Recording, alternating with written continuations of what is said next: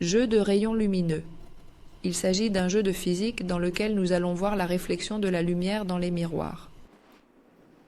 Nous cliquons sur Start et nous commençons par un petit tutoriel dans lequel on nous apprend que nous devons amener le rayon lumineux directement à la cible, qui est une boule de cristal.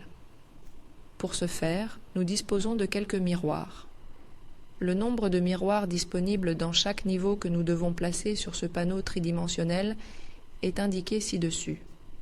Nous choisissons le cube sous lequel nous allons placer le miroir. Le faisceau lumineux rebondit ensuite si le miroir est correctement incliné. Il y a deux inclinaisons possibles.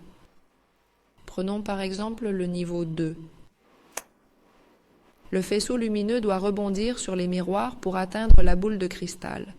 Nous allons placer ces miroirs ici. Mais nous voyons qu'avec ce rebond, avec cette position du miroir, le rayon lumineux s'échappe. Puis nous cliquons à nouveau et le miroir change d'inclinaison, ce qui modifie la réflexion de la lumière.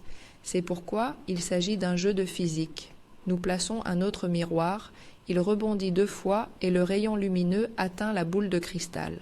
Au niveau 3, nous disposons de 3 miroirs. Nous les plaçons. Nous changeons leur position pour que le rayon lumineux atteigne la boule. Au niveau 4, nous disposons de 4 miroirs. Il faut parfois penser à l'envers. C'est pourquoi ce jeu est si éducatif et si intéressant.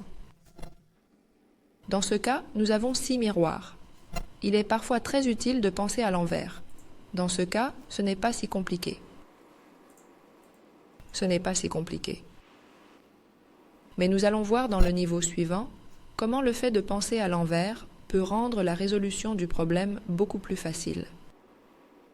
Penser à l'envers signifie qu'au lieu de visualiser le rayon séquentiellement depuis le début, nous allons le faire à l'envers. Nous allons regarder la cible finale qui est la boule de cristal. Nous savons qu'elle doit rebondir à partir d'ici et nous avons donc déjà placé ce dernier miroir.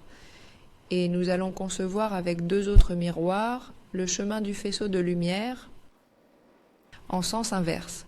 Nous résolvons le problème à l'envers. C'est pourquoi ce jeu est également très intéressant. Il s'agit donc d'un jeu qui permet de voir comment fonctionne la réflexion de la lumière. Un jeu de physique et un jeu amusant pour les enfants et les adultes.